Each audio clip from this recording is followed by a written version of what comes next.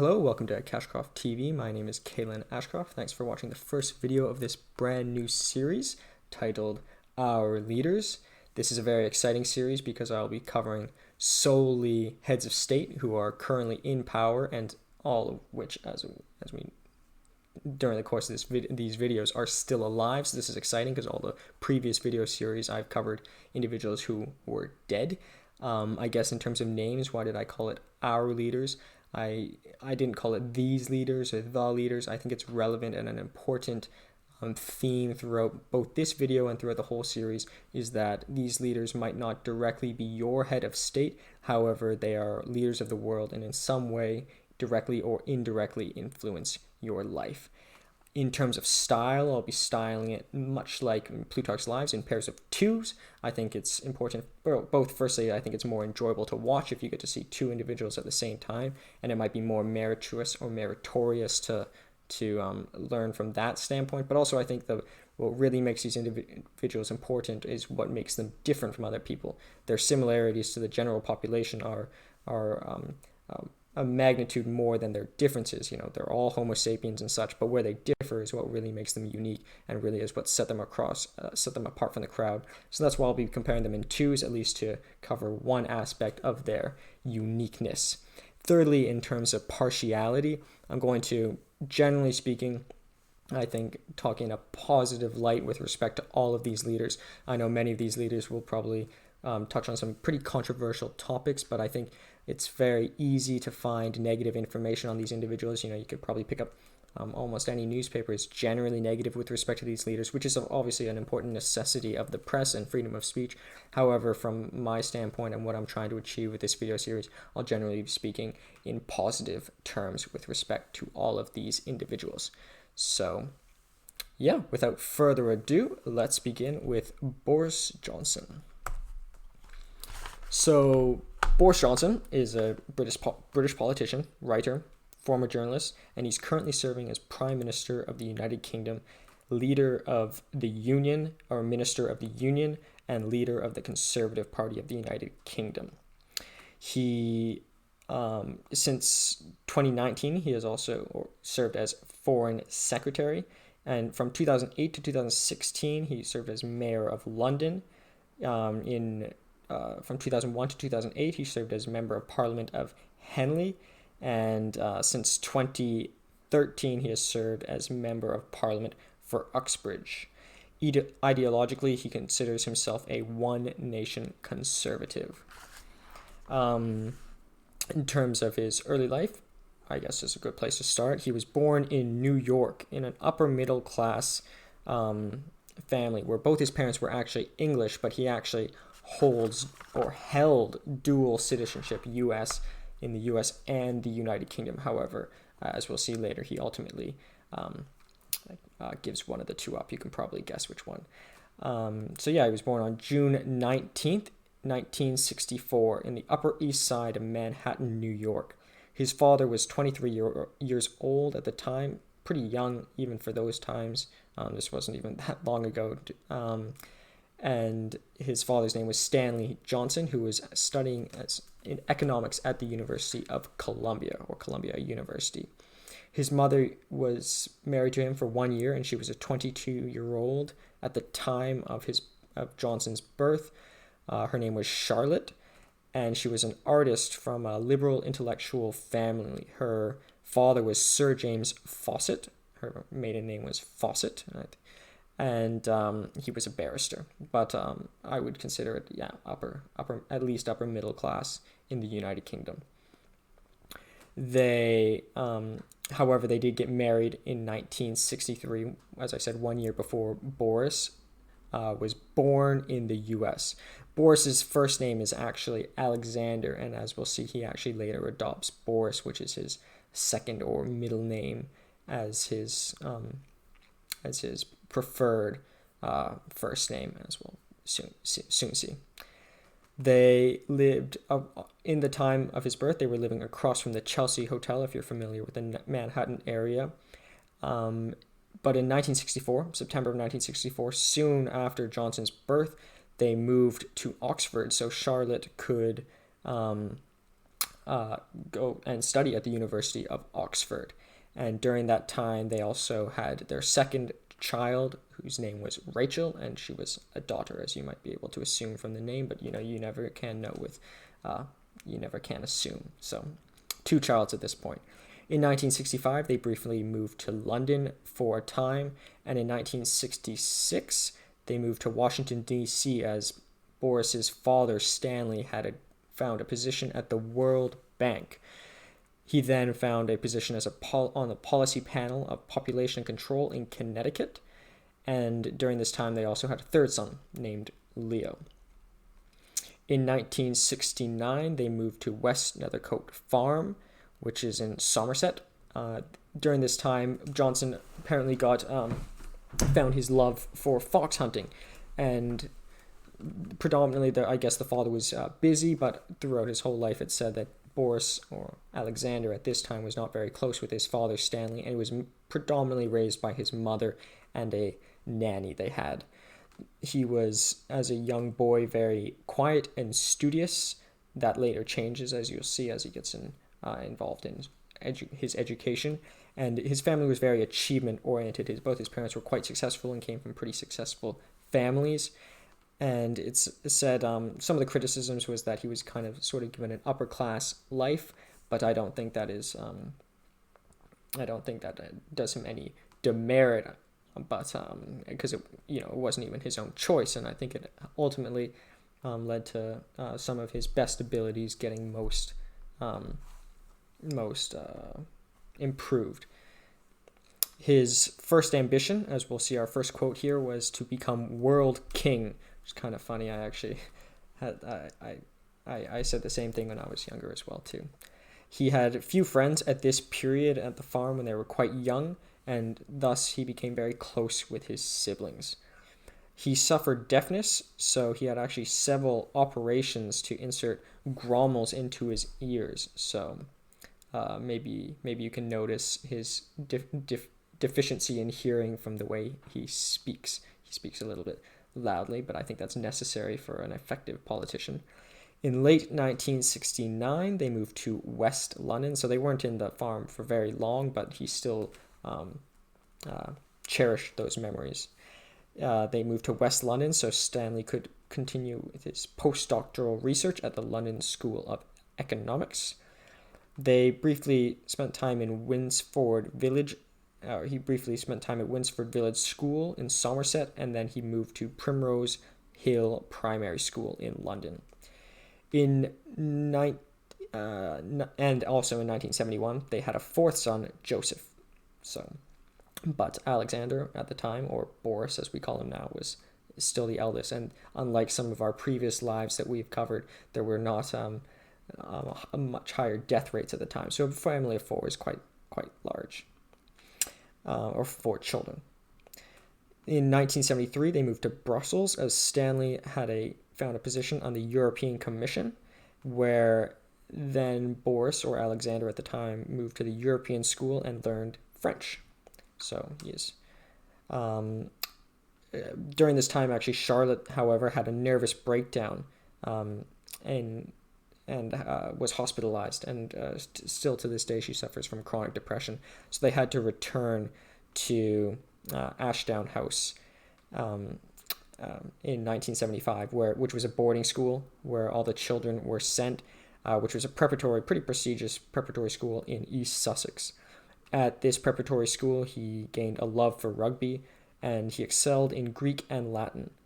But it's noted that he actually he was at least appalled by the corporal punishment. I don't know if he actually received any corporal punishment, but just seeing corporal punishment obviously does something to affect a young child at this time. I guess he was getting a bit older, but nonetheless, he was appalled by what he saw in terms of the corporal punishment. In 1978, the marriage between Stanley and Charlotte broke down, and in 1980, they divorced. So Charlotte actually, till this day, is still living in Notting Hill, and it's said the children frequented her many times and still do in London. However, I don't know if the same can be said for Stanley. I haven't heard anything of that sort. So obviously, even though he spent much time at his boarding schools, he was obviously very close with his mother. So with this, in 1977, he receives a King's Scholarship to study at the prestigious Eton College near Windsor Castle. So I think it's generally considered to be one of, if not the most prestigious preparatory schools in definitely the United Kingdom, but likely in the entire world. At this time, when he went to Eton College, he changed his name from Alexander to Boris, and it said this is where he started to adopt his eccentric British persona. Why did he change his name from Alexander to Boris? I think Alexander has a great Greek connotation, and that obviously probably had some influence on his love for the classics in Greek. But I think Boris maybe was at least, I think it had a couple factors. I think firstly it was maybe unique. I don't think it's as common of a name as Alexander, which might have been something that helped make the decision. But it was also, from what some of the analysts say, a little bit more British sounding than Alexander. But nonetheless, he abandoned his mother's Catholicism and became Anglican, joining the Church of England. So this one definitely, I think, was an effort to bring himself closer to his peers, or closer to the English population, and to appear more British, despite holding his dual citizenship. His school reports stated that he was known for idleness, complacency, and lateness. So he wasn't a perfect student, but I think he was just a little bit haphazard. But he was definitely popular at this time. So despite growing up with not many friends, he obviously excelled in social circumstances and attained popularity. He won prizes in both English and classics, so despite his idleness and lateness, he was generally speaking a good student. He became secretary of the debating society and editor of the school newspaper. He was also elected into this special kind of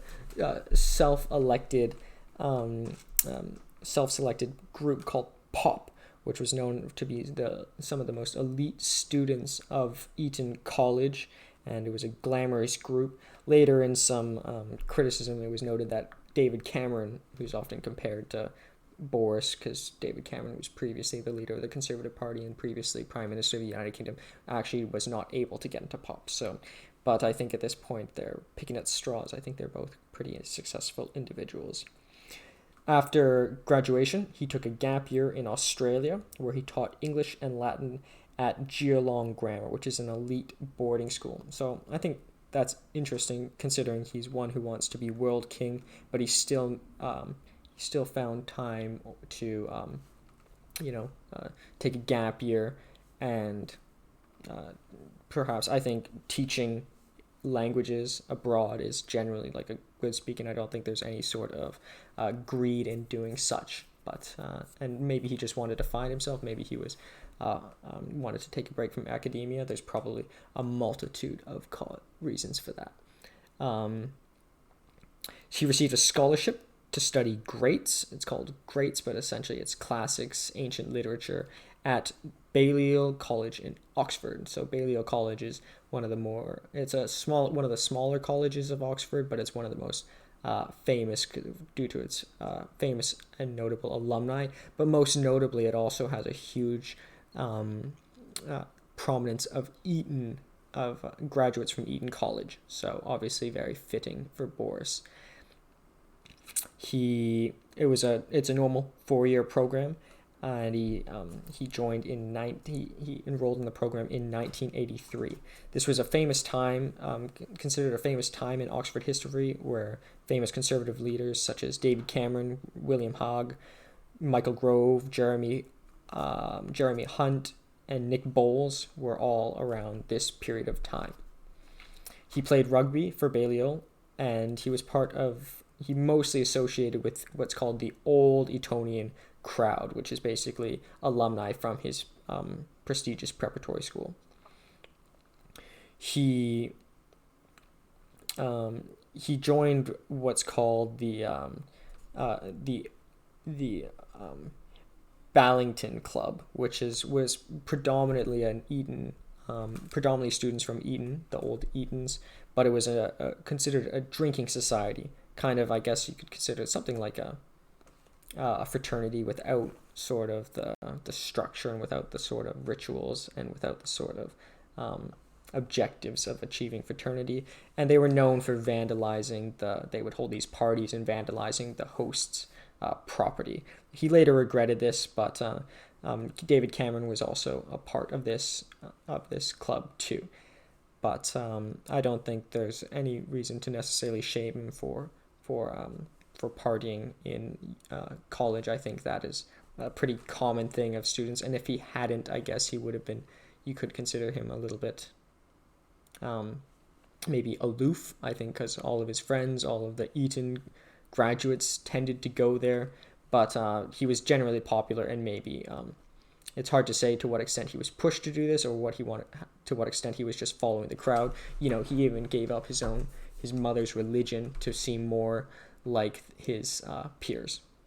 But at this time, he also engaged with the popular Allegra Motson Owen. So she was also a very popular girl at Oxford at the time, and they got engaged at this time. Their actual, firstly, actually, back to the partying, he has admitted to smoking marijuana and having done cocaine, which I don't think necessarily discounts his ability to lead a country, but perhaps his ability to break laws, because both of those were illegal at the time. But that doesn't mean he does not have the capacity to be a great leader. And another notable point, their honeymoon was in Egypt. I think that's just important to note because perhaps it shows evidences his love for history. Even Julius Caesar and Napoleon Bonaparte had an affinity for ancient Egypt. He became during his time he was co-editor of the Tributary, which is a satirical magazine in Oxford. In 1984, he became secretary of the Oxford Union.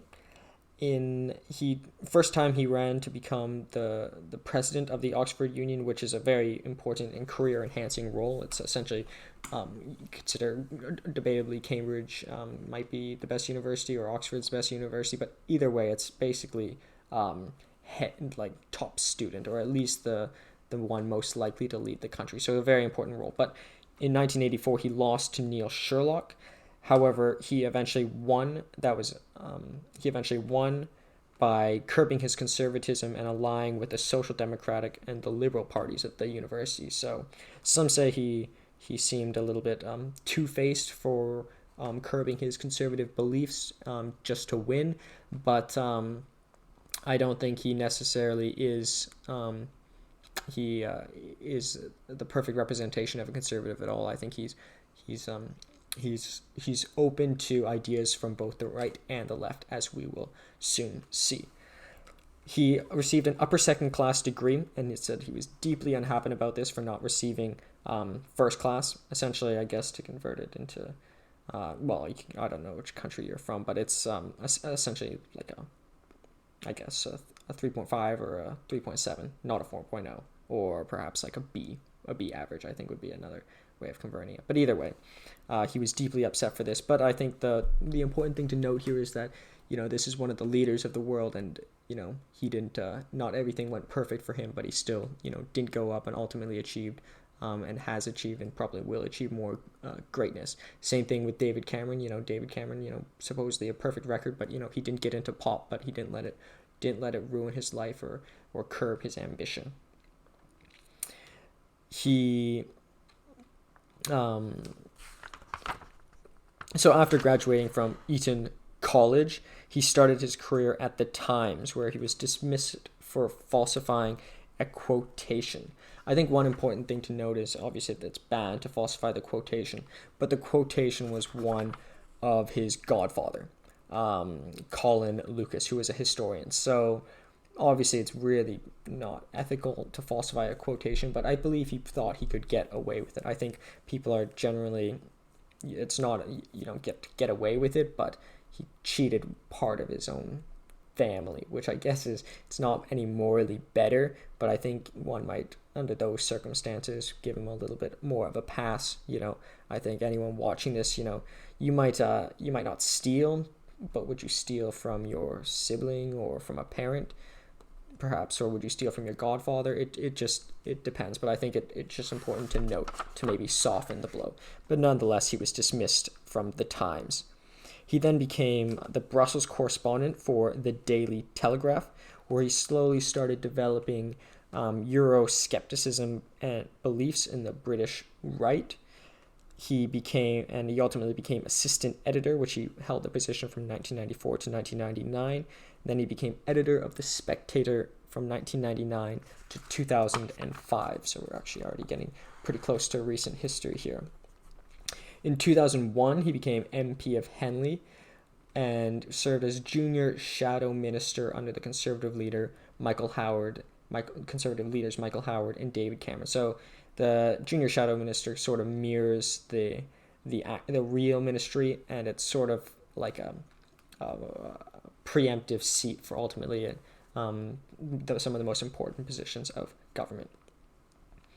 He most of the time followed Conservative Party lines, but he's been proven to be socially liberal in other aspects. For example, in the LGBT rights dispute, he was actually pro-LGBT rights. So I think that's important to note. I had a discussion with someone who I actually really admired recently, and they said one of the problems with this politician was that, they keep changing their ideas. Well, I think that's, in my opinion, exactly the evidence of what a good leader is. It's being, yes, he's on the Conservative Party, but he might recognize ideas from the other party. So I think that's actually something very commendable. Whether you agree with his other beliefs or whether you have the same stance with him as he does on the LGBT discussion, at least he has the ability to consider both sides. And I think that's important, an important aspect of the leader, not just to be an ideologue. In 2008, he resigned as MP and was elected mayor of London. So 2008, if you're not familiar, was the financial crisis. So came in just when things were going extremely sour. And in 2012, he was also re-elected as mayor of London. During this period, he oversaw the 2012 Summer Olympic Games. He introduced the new Route Master bus, which is, you can see there if you've been to London, is the double-decker hybrid diesel electric bus, so something that's environmentally savvy. He implemented the cycle hire scheme, which is basically a communal bike sharing network. Some call it the Boris bike. And also, during his time, the cable car crossing over the Thames, the Emirate airline. I actually worked for a few months in London, but I actually never saw that line. But apparently, there's like a gondola that goes across the Thames, which would actually be quite a bit of fun to ride. And he also banned alcohol consumption on most public transit. So he's not a non-alcoholic himself, but I do think that's a good policy. I think it's I don't think many people abide by it. You can still see a lot of people drinking pints on the tube, but I think it's a good policy. I think most of the violence and such could be curbed just by decreasing alcoholism rates. I guess just a brief analysis on this. All these policies, most of them are related to transport. I think that was probably his largest influence, and I think it was also mostly important because of the 2012 Olympic Games demanded a lot of additional capacity.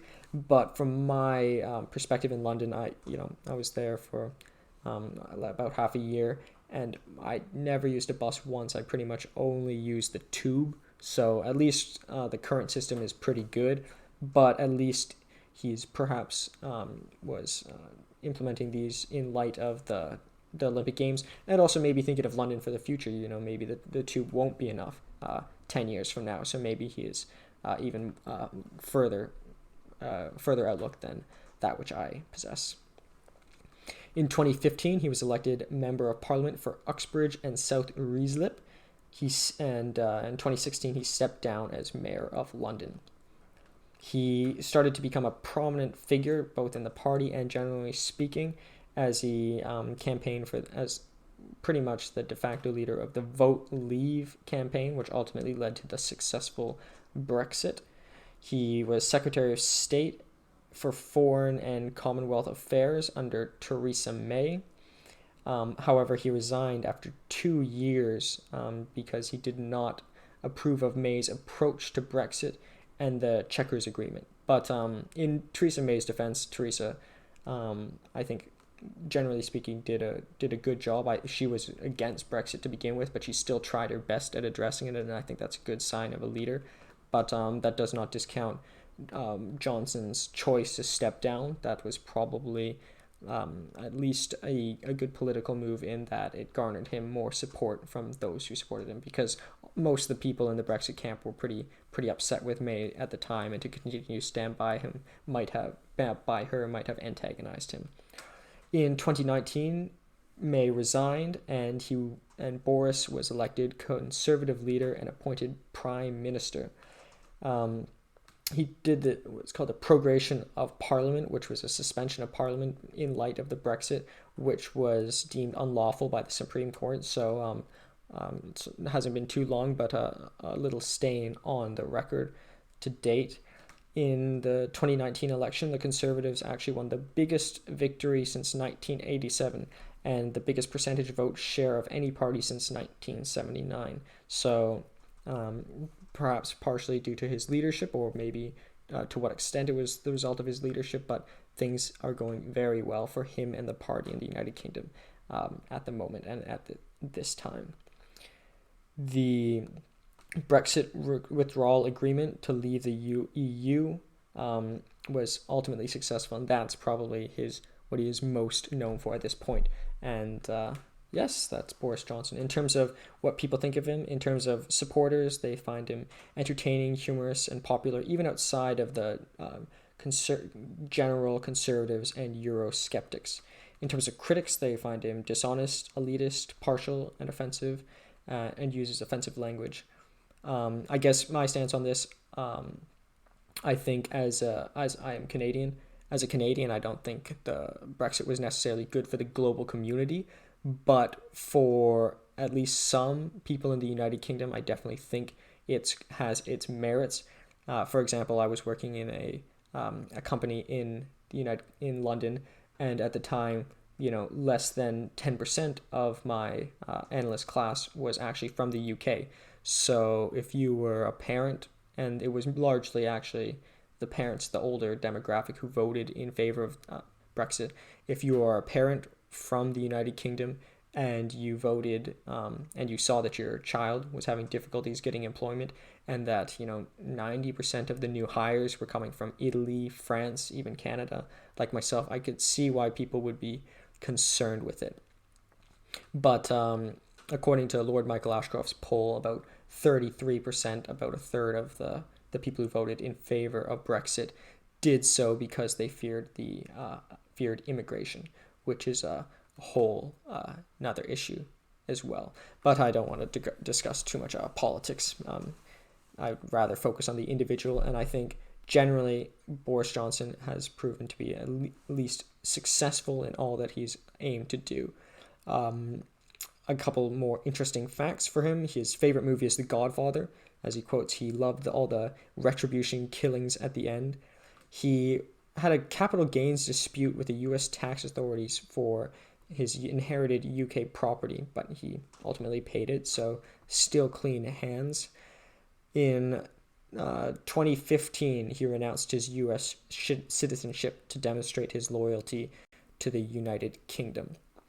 It said, he even said himself that his faith comes and goes, and it said that by some critics that he is more associates himself with the ancient Greeks than he does to modernity, which I don't think is at all a bad thing.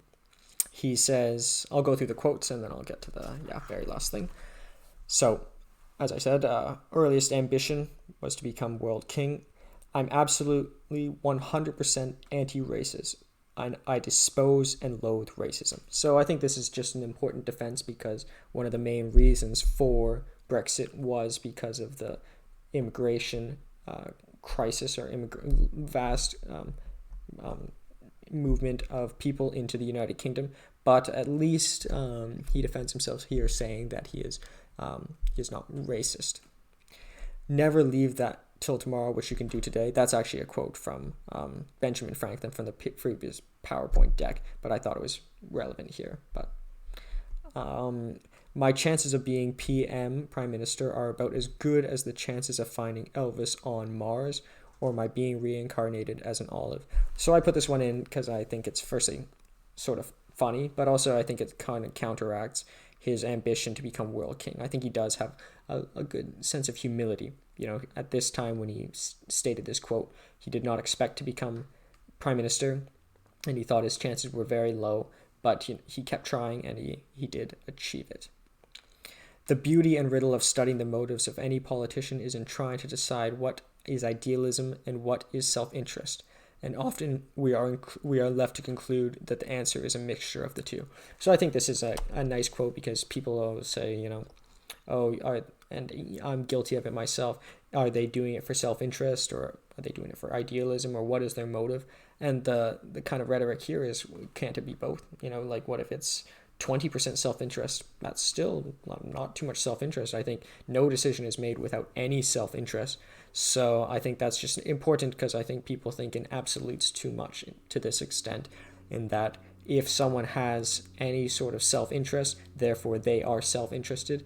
Perhaps there are other factors, and perhaps, surely in any case, there's a combination of, if not only two things, but even more.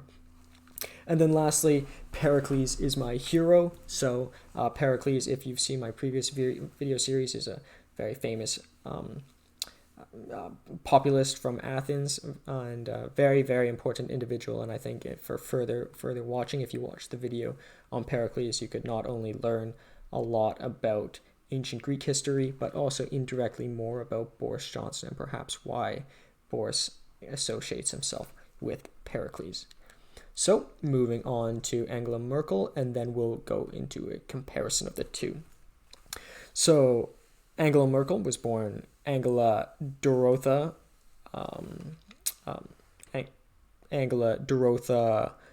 Kasser.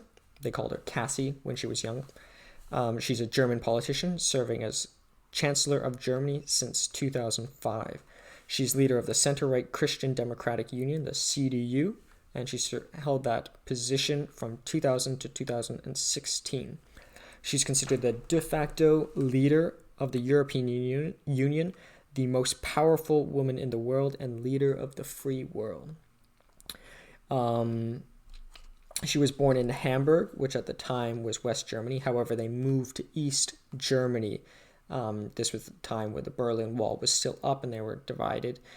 And she was moved as an infant, so she didn't actually, until later in her life, really experience anything of the West. So she spent a lot of her time under the Iron Curtain in the East. And she moved as a result of her father, who was a Lutheran clergyman who received a postorate at Perlberg. So she was born Angela Dorotha Kastner on July 12th of 1934. Her father actually was born in 1926 to 2011. So her father only just recently died. So this is very interesting for me, because this is very close to modernity. Her father was a Lutheran pastor and a native of Berlin. Her mother, Erlinde Jetzik, was Danzig, was from Danzig, which is now modern-day Poland, and she was a teacher of English and Latin.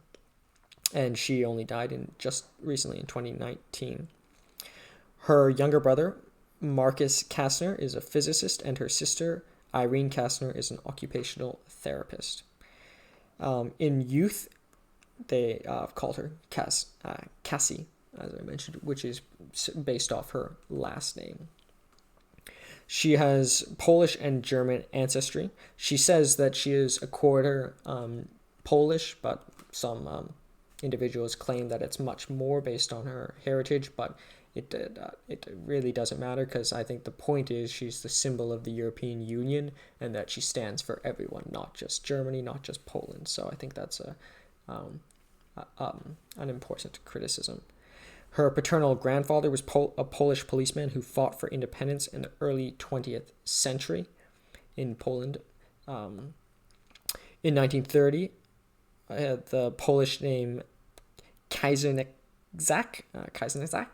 I believe that's the correct pronunciation, was changed to Kostner. Her maternal grandfather was Polish as well, and he was a Polish politician.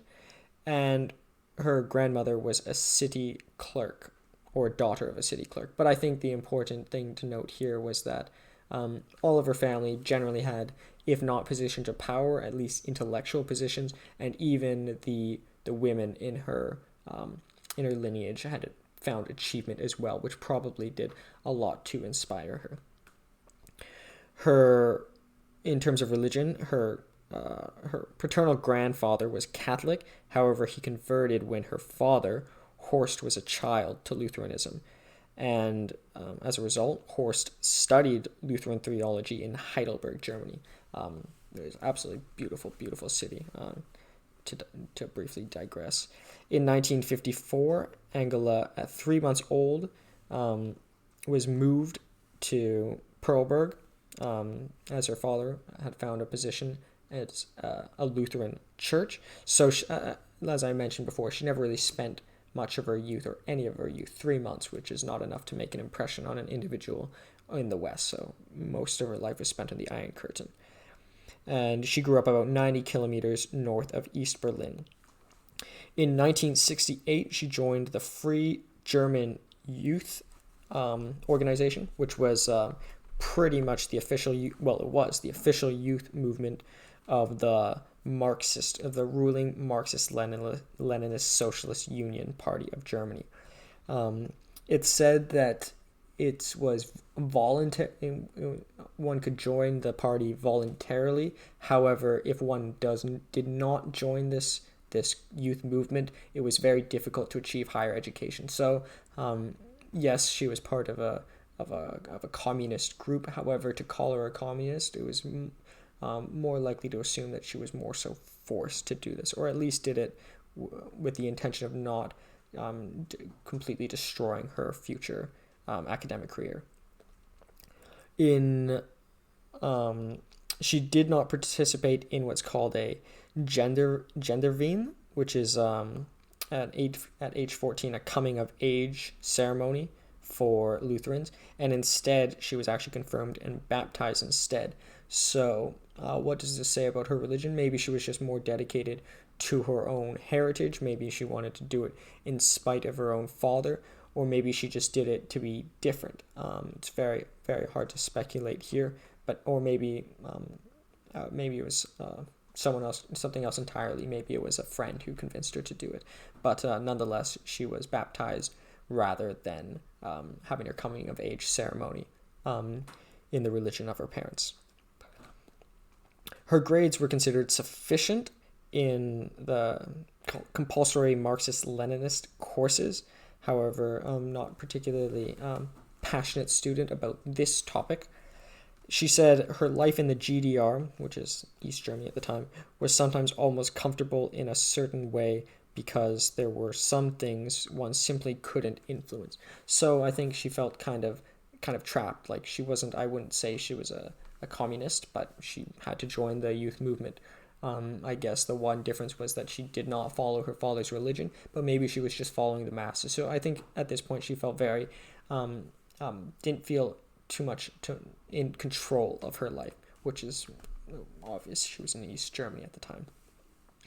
She received her doctorate in quantum chemistry in 1986, and she served as a research scientist until 1989.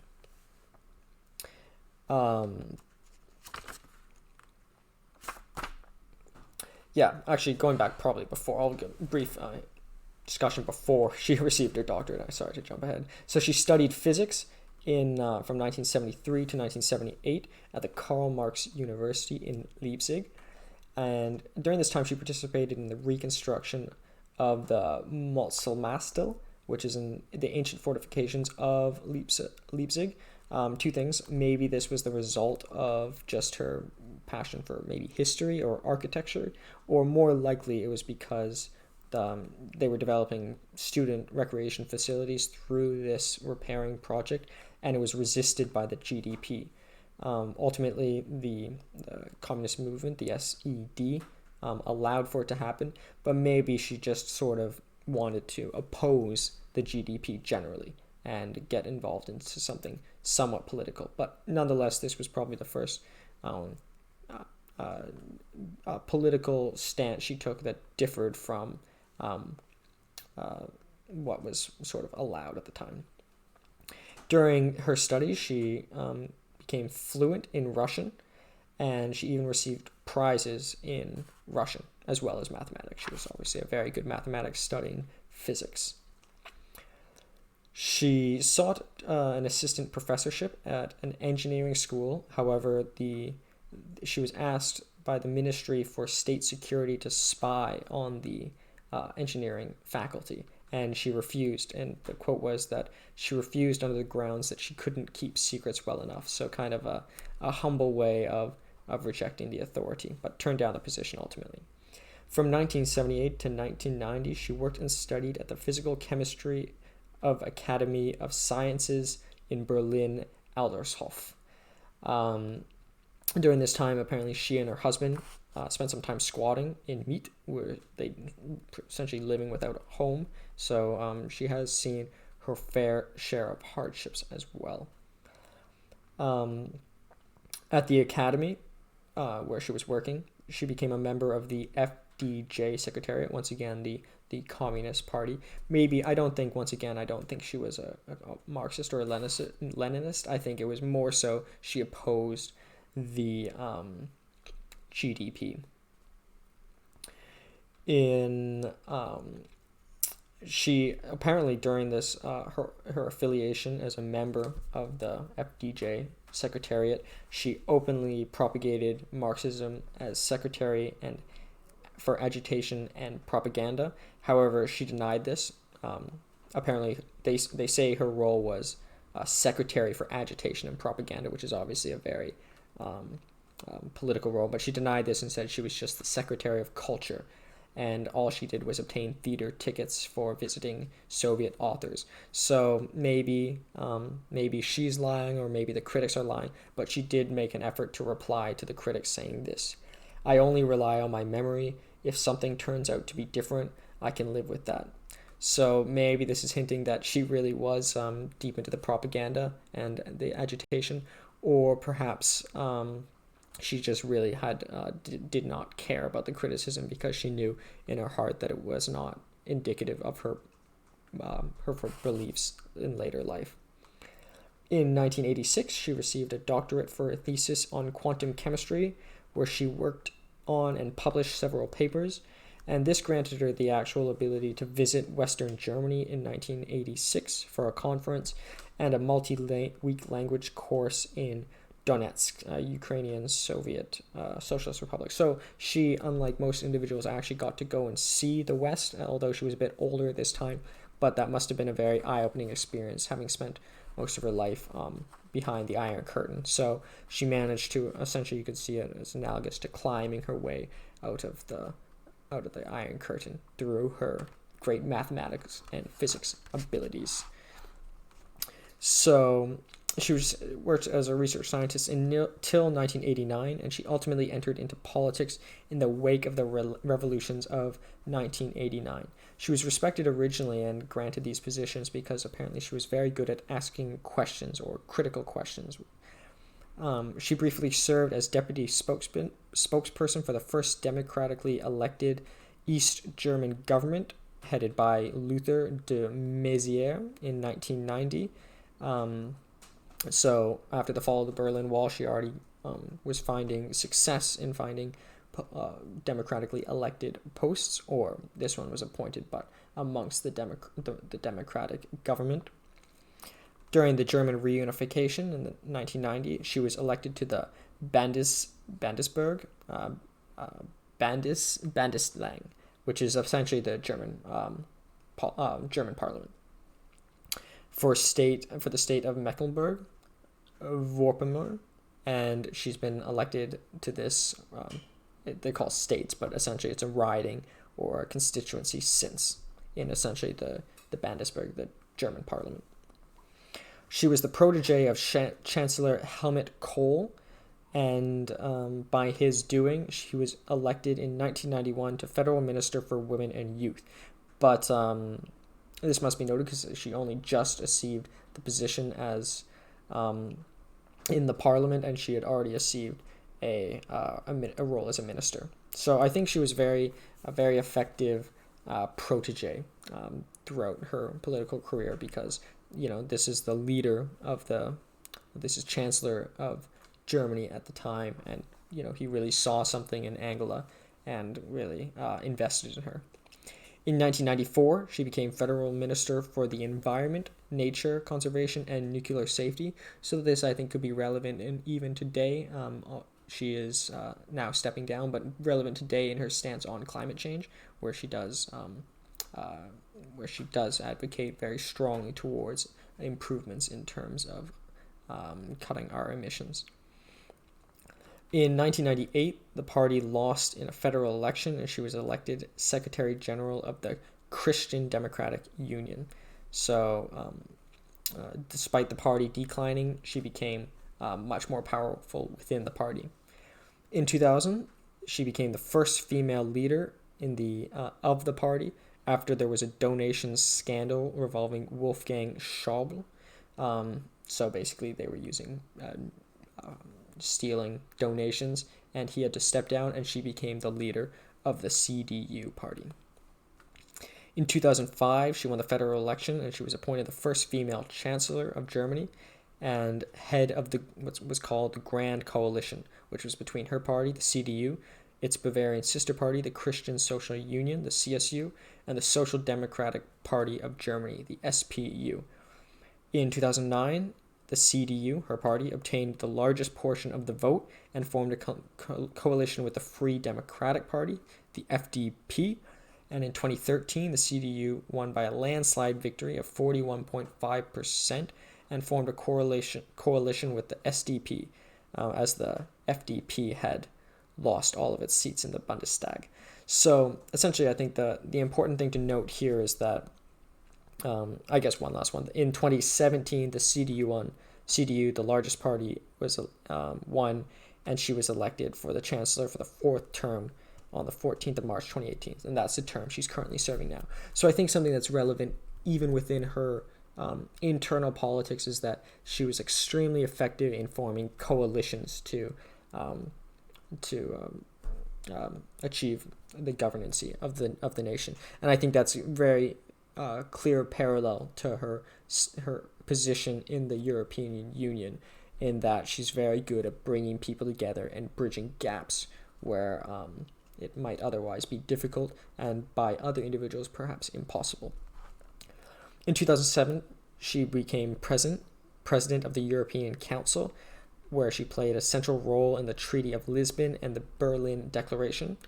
Her main policy, generally speaking, has been that she's wanted to improve, well, from an economic standpoint, strengthen transatlantic economic relations. I think this is because inter-European economic relations are already essentially perfect. Many, with the exception of some, are all in one, even share the same currency. So the only natural step is to improve transatlantic negotiations. It's just a natural progression. Obviously, internally, she would like to see improvement within the European Union itself.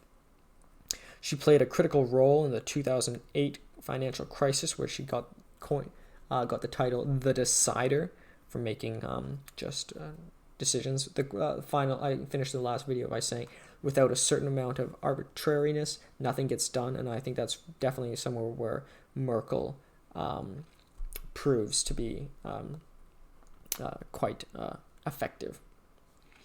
She also played a key role in the migrant crisis, which I think we could still consider is going on today, perhaps not right now during the COVID-19 pandemic. However, Germany, unlike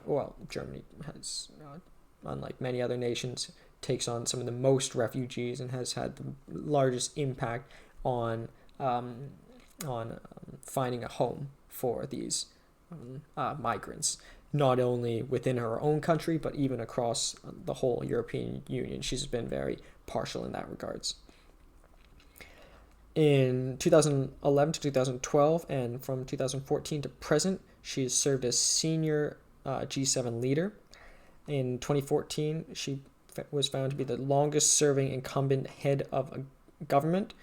And in 2018, it was announced that she will not seek re-election for her party, the CDU, or leader as chancellor in 2021. So what this means is I'll probably have to do another video soon covering the next and new leader in 2021.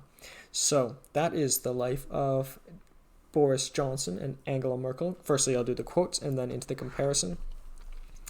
I guess actually one last thing for Boris Johnson, just to explain the images. I sometimes neglect to do that. This is the symbol of the government of the United Kingdom. This is the flag of the United Kingdom. This is the symbol of Brexit. This is the symbol of Eton Preparatory, and this is the symbol of Balliol College. So just some important symbols in his life. This is on Angela Merkel, the flag of Germany. This is the flag of the former West Germany, pre the fall of the Berlin Wall. This is the symbol of the European Union, which she is the de facto leader of. This is the symbol of East Germany, and this is the symbol of the FDJ, which is the Youth Communist Party during her upbringing. The quotes: "Above all, it is important to point out that we can only maintain our prosperity in Europe if we belong to the most innovative regions in the world." So that's just part of her philosophy with respect to what she hopes to achieve and has achieved within the European Union. As politicians, we have to react to the fact that many people do not feel that they can relate to the EU. So it was said in response to the United Kingdom leaving, and I think she's pointing out the fact that one of the difficulties in uniting Europe throughout history, from back to the time of Charlemagne to the Roman Empire, even before that, is that there are so many different cultures across Europe that to relate to the central government would be and is very difficult. But that would be the ultimate objective, to have a successful European Union. From this experience, we have learned that in a big party, it is important to have the necessary and often controversial discussion on policy issues such as the health system while in opposition. So this is very important. I think it's relevant not only in politics but also in business, that even if the opposition exists, you'll get shot down or get attacked for it, you have to have the difficult discussions, and that's what would set apart a good leader from one that is merely effective. It's taking the question, challenging the questions that do have to be asked. It is nonsense to say that Germans are unable to change. I think that's very true. Not only previously during the either the First World or the Second World War, but even after the fall of the Berlin Wall, not only can Germans change, but anyone can change, I think. And as she said, it's nonsense to consider otherwise. And politicians have to be committed to people in equal measures. So that's just sort of her philosophy that, not only are all Germans equal, but all people in the EU are morally or fundamentally equal. And same thing even with refugees as well. So in terms of the comparison, I think to start off from their birth, I think they both came from pretty intellectual families. However, I think Johnson was more fortunate in being able to travel much more, and he was given perhaps a superior, not necessarily a superior education, but a more prestigious education. Merkel's education was obviously quantitatively rigorous, studying chemical physics. However, the particular universities, it's not even as common in Germany to necessarily associate prestige to universities as they do in the United Kingdom, where Oxford and Cambridge or even London School of Economics are sort of touted as the cream of the crop, or in the United States, Harvard, Princeton, Yale. So obviously just Johnson's education alone granted him some success, whereas Merkel sort of sort of achieved it more through not where she was studying, but what she was studying. So in that regard, she tried to find the most, I think, difficult field. In terms of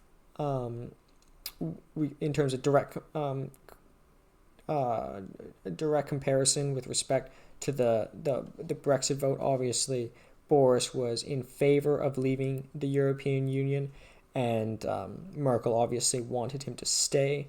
However, I think that both of them were similar in that they were both, at least from what they believed, tending to the beliefs of the people that they were representing.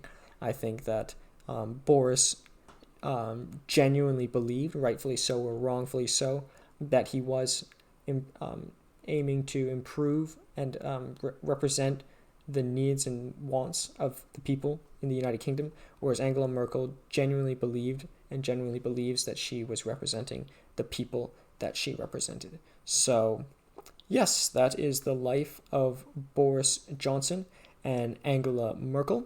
I hope you enjoyed this video, and I hope you watch some that I will make in the future. Thanks so much.